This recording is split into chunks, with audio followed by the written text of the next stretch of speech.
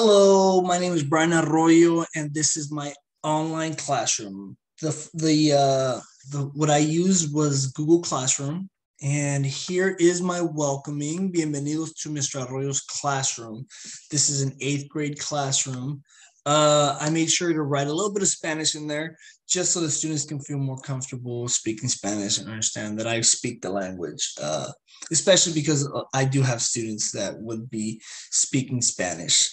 So that's my welcoming. Bienvenidos. I made sure to write a note. It says, welcome everyone. I'm excited to meet all of you. My name is Mr. Arroyo. I look forward to this year's class. We're going to have a great year.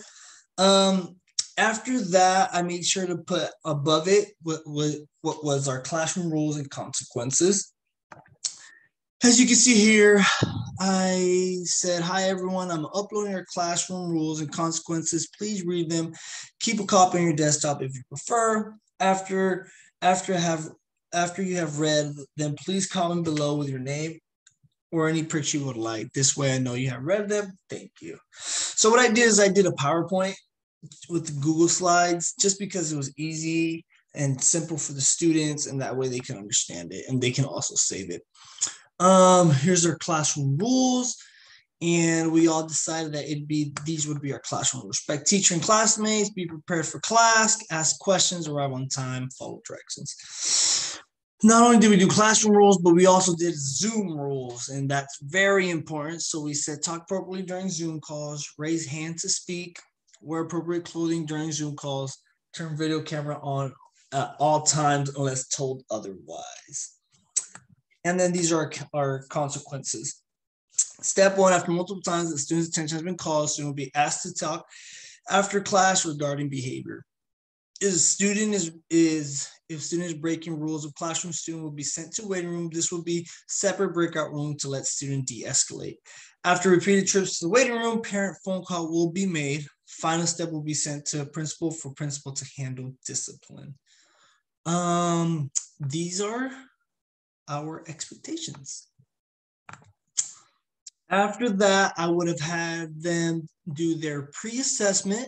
As you can see, we sent that already, filled it out, and I said, please fill out the following. There's no right or wrong answer. I just want to see your understanding so I can help you better. So these are the questions. What is audience in English language arts? What are visuals in English language arts? What does prediction mean? And what is your favorite food? I just decided to put what is your favorite food, just so that students can feel more comfortable in my classroom, and they can see that is just here. We're here to for them. And after the pre-assessment, let's get out of that. We would go to our lesson, and I decided to do a lesson on our PowerPoint. So, meaning of a movie, text, or media. So the content and language standards are here. They are 8th grade standards. The content language target, this will be our target. I can watch a video and discuss visuals, target audience, and make predictions based on what was said in the video. This would be using our content standard, which does talk about diverse media formats visually, quantitatively, orally, and evaluate the motives, social, commercial, political behind presentation. And then our language target is I can ask questions that remain unanswered in the video. Okay, and what I did want my students to know is visuals and how that affects what you read and what you see, even in multimedia, because we will be going over what I decided to use for our assignment was a trailer, but I'll get into that in a bit. So visuals, here's the description of visuals and what it is and what they are. This is just our opening lesson, so we're just gonna dive quick into it. Our next lesson would get more in depth. Audience, what audience is, what it means, stuff like that. And here's an example. What stands out in the poster? What colors, images, words, or text? Who is this intended for? What are you trying to tell you? Step into your place. So this is just a World War II propaganda poster, and it's just common people stepping in and becoming, and it was to get enlisted. So this is something that we do as a class, and students would see what it was like, and we would talk about it with our other students. And then we did this, a group activity. I made sure I did this just because I wanted the students to see what we would be doing as our main assignment. So let's go ahead and click that. And here's our video. And I'll go ahead and click that. And here's where our students would get into it. Here are our questions. What do you notice from the setting? What do you think about the dog growled? And these would all be answered, stuff that they would answer, and I can see this would not be graded. This is just so that we can get the hang of using the software and being able to answer open-ended questions. And there's that. What do you think this ad is targeted? And then how did the ending change your mind about what this ad is about and intended for? So after that lesson, we did 2 activities. After that, I would go over our lesson targets again, but this time I would ask them, can you identify the message, videos, or text? Are you trying to tell from the visuals? Can you identify who the text or propaganda are trying to target? Can you raise questions about what you just saw? Can you make a prediction about the text and or video?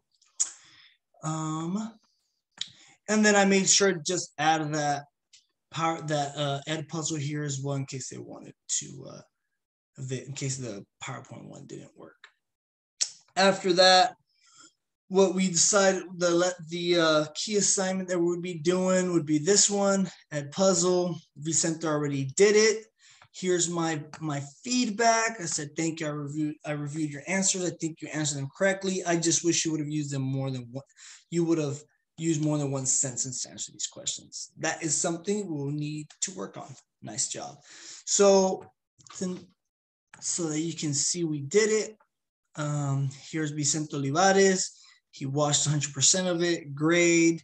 And here's the questions that we had, his answers, and a few shows how he's changed his child to a man. He answers that one as well. Here's another question that he answered, another one, and our last question. If we go back, we can see he answered all of them and he got 100%. So with that being said, here's where you can see also classwork. You don't just have to go through the stream. Here's the practice assignment we had done, our online lesson, the one I just went over, pre-assessment, and then our post-assessment, which would be the last thing. Here's the roster of my students. Vicente's grades, he's doing great.